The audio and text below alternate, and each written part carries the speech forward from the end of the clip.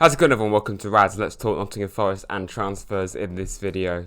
Of course, plenty of things still going on in that department. We've actually made an early start to proceedings this year, which is good to see. But how many more are going to come in? Probably quite a few, knowing Nottingham Forest. We'll start with an outgoing and Lewis O'Brien joining LAFC on loan with the option to buy. His loan is until December, so half the season, and then they can buy him. So that's probably a good move for him. He has played in America before with DC United. Part of the Major League Soccer franchise and are currently managed by former Manchester United player Wayne Rooney. It's a bit out of date, isn't it? I just asked Alexa where DC United are from because I didn't know, and apparently they're from Washington. So that's interesting, and apparently Rooney's their manager. It is a real shame though with Lewis O'Brien because he looked fantastic when he first came on the scene for Forest and was obviously brilliant for Huddersfield multiple times against Forest in that promotion season. So it's a real shame, and I think we all thought that Harry Toffolo in that deal would be the one that wouldn't ever get a look in and he'll be getting loaned out loads of times, but it turns out it was Lewis O'Brien that wouldn't work out of those two. Let's talk about some potential incomings. We'll start with the one that seems the most likely to happen, and it is JOTA Silva. He's a left winger but can also play on the right as well as down the middle, so a very, very useful asset hopefully for Forest. 24 years of age, played 83 times for Victoria and 20 goals this season just gone, 11 goals in 33 games. I don't want to just stat pad you, but you know, there's some information for you, and from what I can see, just some very, very accurate YouTube highlights, which are never ever inaccurate at all. Does look quite good. Does definitely look quite good. I will be completely honest, never heard of him before this rumour. It has come out of the blue a little bit, and all of a sudden it looks like it's happening. We've got a here we go from Fabrizio, so that always seems quite likely. 7 million euros plus potentially up to 6 million in add-ons, so it could be, well, regardless, a very hopefully quite affordable transfer, especially in this market. Panathinaikos have also shown an interest in this player, but it does look like this one isn't just a rumour, but it's pretty close to happening, so we'll keep tabs with that one. Another one that has really kind of come out the blue in recent days, and one that I am very sceptical about, Aaron Ramsdale. This one is a name that we all should be very familiar with. Goalkeeper, of course, from Arsenal.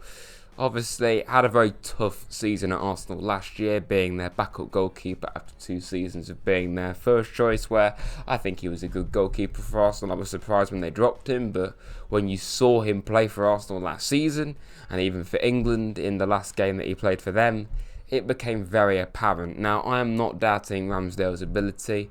What I do know is that he was at Bournemouth and Sheffield United before Arsenal and was a very promising goalkeeper, hence why Arsenal signed him. I thought he was good initially at Arsenal, but last season he appeared like a bit of a nervous wreck whenever he did play and really unconfident.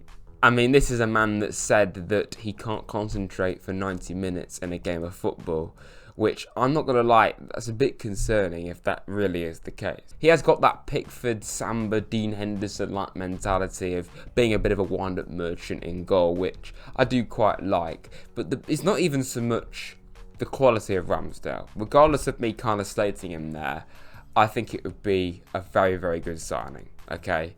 But I don't really understand why. Carlos Miguel, we signed him not knowing whether he was going to replace Sells or be the backup, but I highly doubt we've signed him to be third choice. So if that's the case and we're going to sign Aaron Ramsdale, assuming that Matt Turner is going to leave because he's clearly not good enough or wanted, are we going to sell Matt Sells? It would surely have to be the case. Why on earth would we sign Miguel and Ramsdale if you're not going to at least maybe loan out Sells?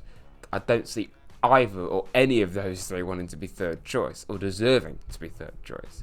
So that's where I'm confused. It's not so much the quality of Ramsdale, even though I am a bit sceptical about how he played for Arsenal previously, even though Forest probably will be at a much, much lower level than where Arsenal will be. Granted, he could do better at a lower level, I think he will do.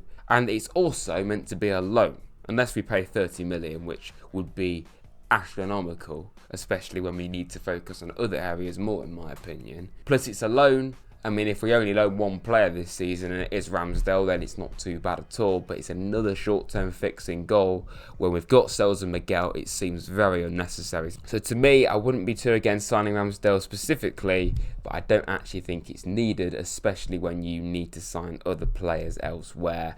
A couple more players that I feel we need to talk about. One of them is Wesley, a winger from Brazil for Corinthians. Of course, another Corinthians player, having signed Murillo and Miguel from them. This guy is only 19, but he's already played 79 times for Corinthians.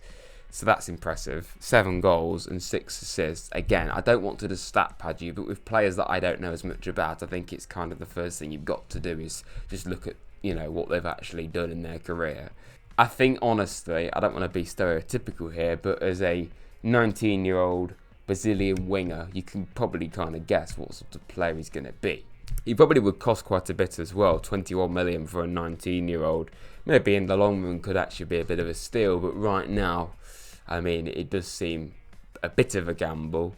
But this one is being reported. It does look like Forest have actually at least bid. Al Nassr in Saudi Arabia were also after this player, as well as Fenerbahce, West Ham and Fulham have also shown interest. So that is encouraging, seeing 2 Premier League clubs also linked with him. So again, this one, it doesn't seem as likely as Silva, but it is definitely still, I think, an active rumour. And I think just to mention, of course, Wesley Sosa, we spoke about him last week. This one looked like it was very close to happening about a week ago. It's gone a little bit quiet in recent days. I'm not sure if it's still happening. So are we going to get Sosa, Silva? Are we going to get both of those?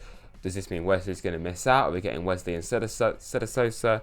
I'm not sure, but we are very much keen on signing a winger from South America or Portugal, it seems. Which is not something we've been at all unfamiliar with. I mean, Sosa and Silva are the same age. Wesley's a lot younger, so yeah, I'm really curious who we're actually going to end up getting out of those 3, if any. But I would probably imagine at least one of them at this stage. That is my transfer roundup. If you have enjoyed this, please hit the like button, subscribe to Rads if you're new.